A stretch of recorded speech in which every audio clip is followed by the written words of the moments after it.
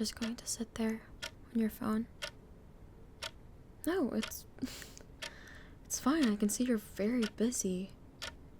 I'm sure.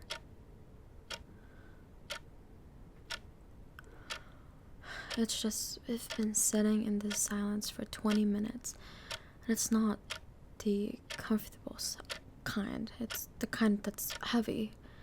Like you can feel the words we're not saying just hang in the air between us. They're not good words.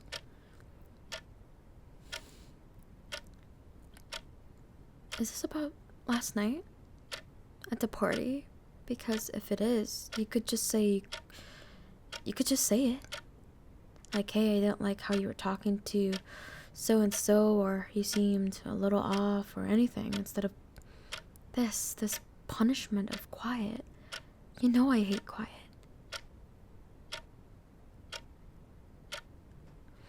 You're doing that thing again.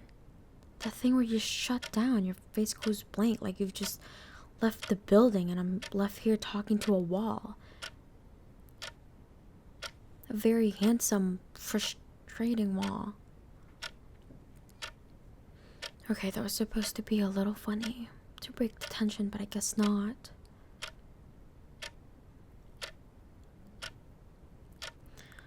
You know what's the worst part? I can feel myself starting to spin. My mind is just racing, filling in the blanks for you, and the story's writing is never a nice one. It's writing that you're bored, that you're angry, that you're thinking about how you don't want to be here anymore. And I hate that my brain goes there. I hate it. But you create the vacuum, and my anxiety rushes in to fill it every single freaking time. So I'm just supposed to what? Go about my day? Make my dinner, pretend everything's fine while you sit here in your own little fortress of solitude? After everything we've been through, this is how we communicate now? With silence and sighs? Don't you dare shake your head like that. Like I'm being dramatic. Don't you dare. You know, this isn't just about tonight. This is about last week and the month before that. It's about every canceled plan, every half-hearted I'm fine every time I've tried to reach for you and you've just shifted away. I'm trying to talk to you. I'm standing here pouring my heart out into the void that is your attention span right now, and you can't even look up from your phone. What is so important? You know what? Fine, give me the phone. Let me see what's so captivating. You're just scrolling through nothing. Through me. Like, what? Do you have any idea how that makes me feel? How small and stupid and insignificant that makes me feel?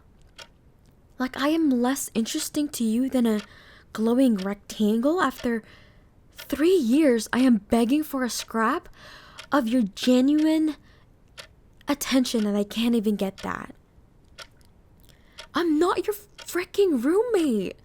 I'm not some background noise in your life. I'm the person who is supposed to be your partner. But where have you been? Huh? Because physically you're here, but every other part of you, it's like you've been slowly moving out, piece by piece, for months. I'm so freaking tired. I'm so tired of having the same fight in 100 different ways. I'm tired of feeling like I'm too much or too loud or too needy just because I want an actual connection. I want you. I want you. The you that used to tell me about your stupid day without having to drag it out of you. The you that would argue with me, not just at me or shut down. This isn't a relationship anymore. It's a custody battle over your presence, and I'm losing. And I'm just so tired of fighting for it. I'm tired of the minefield. I'm tired of wondering which version of you I'm coming home to. The one who loves me or the one who just tolerates me? look at us and I don't recognize us anymore. We're just two people who know how to hurt each other the best.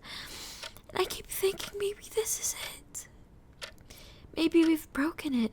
Maybe we've hurt each other too many times in too many of the same places and there's nothing left to fix. I never thought I'd say this. I swear I'd never even think it. But are we done? Is this where we just stop?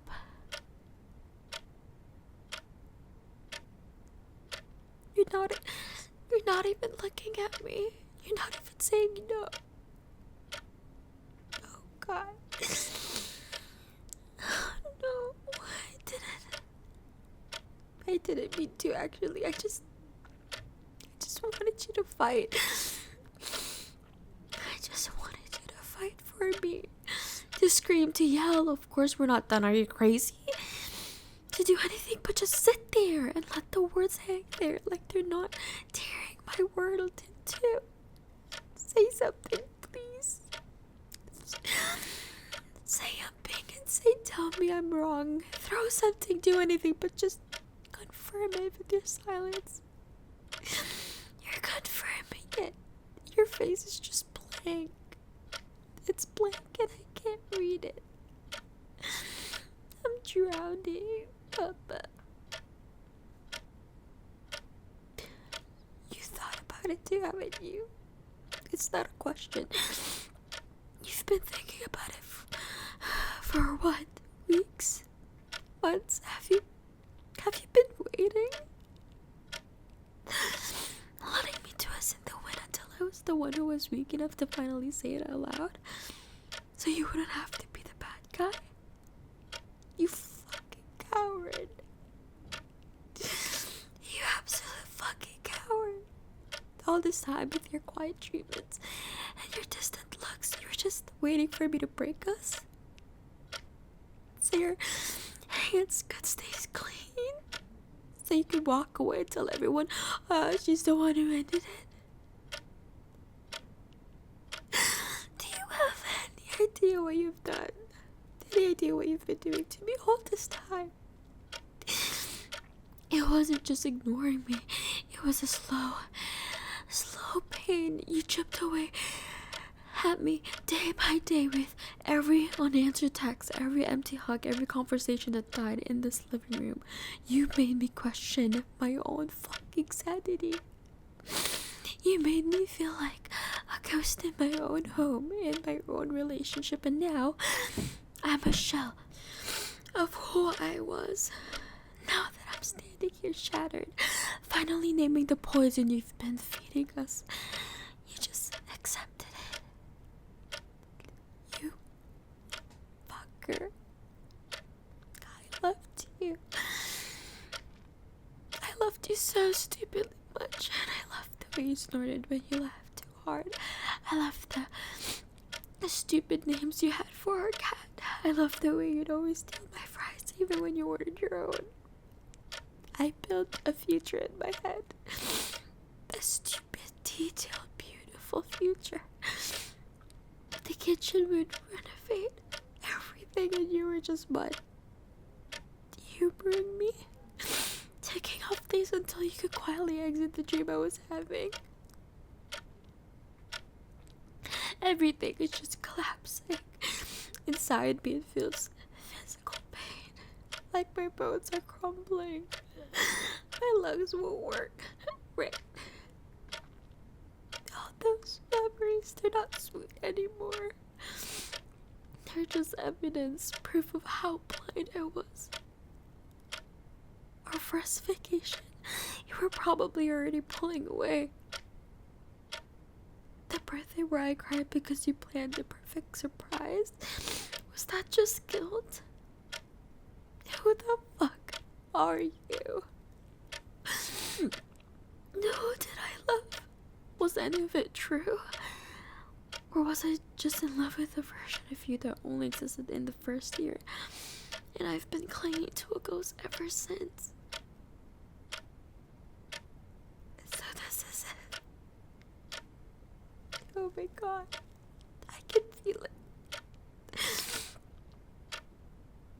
There's no maybe we can fix this after this. You can't unsay how we're done. You can't unsee the lack of panic in your eyes. You can't unfeel this. What happens now? Do you pack a bag? Tonight? Do we have to figure out who gets the couch, the TV, the friends? God, our friends, our families. How do we even begin to tell everybody?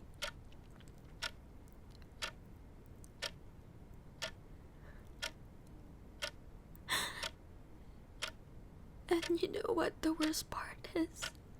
The absolute worst part is, a part of me is relieved. Yeah, fuck you. A part of me is so relieved. Because the fighting, the constant anxiety of the silent treatments, the walking on eggshells, the desperate hope that today you'll see me again, it's over. That pain is over. It's been replaced by this bigger, wider, catastrophic pain, but at least it's a different kind. It is the most exhausting work I have ever done, loving you. It's not the grand gestures or the hard times that wear me down. It's the daily mining for a spark in a played out vein. It's waking up and having to rebuild the connection from scratch every single morning. Because whatever we built the day before didn't survive the night. It's the constant archaeology of our relationship. My love for you has become a full-time job with no pay, no benefits, and a boss who has stopped noticing if I show up at all. The exhaustion is so bad.